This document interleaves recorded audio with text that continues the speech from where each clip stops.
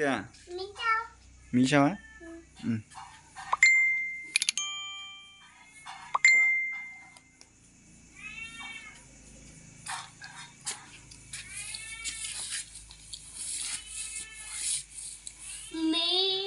Mí ba. Mí á? Con mèo chưa à? Dạ ấm bao. Dạ ấm mau. Con mèo rất à? Tao nói tiếp thu. Dạ con mèo. Dạ.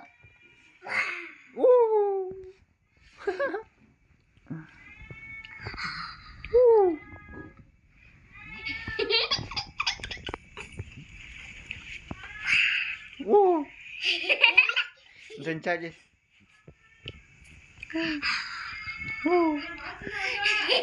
Dành chạy đi. Rồi Pông à.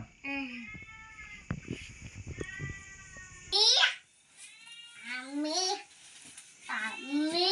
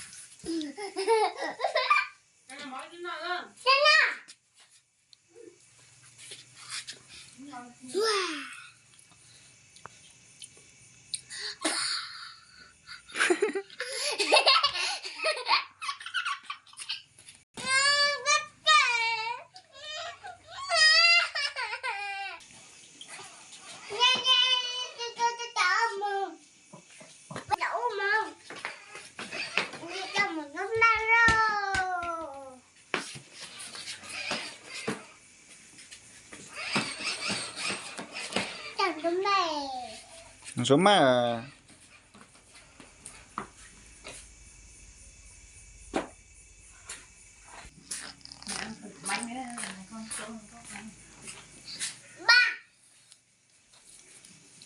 Bắt tay ông làm bột canh này. ừ.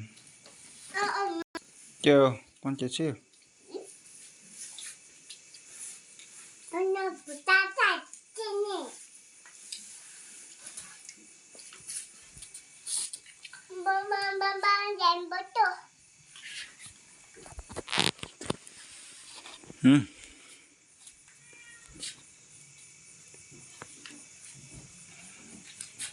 Ừ.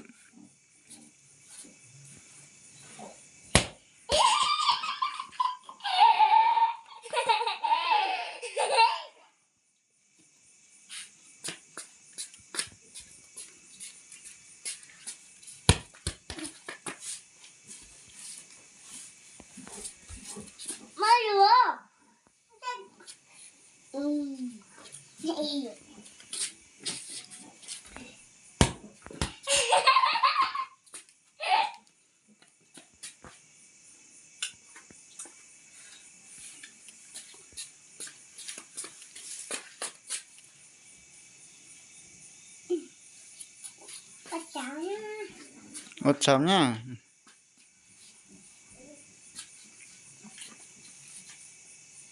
Ayah manja tuh. Tuh, Hano ada manja.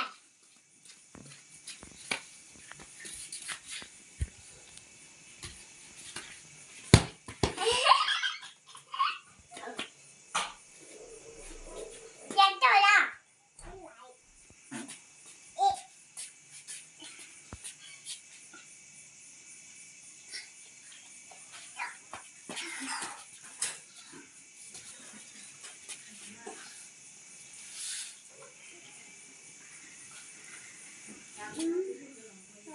Tuh gì?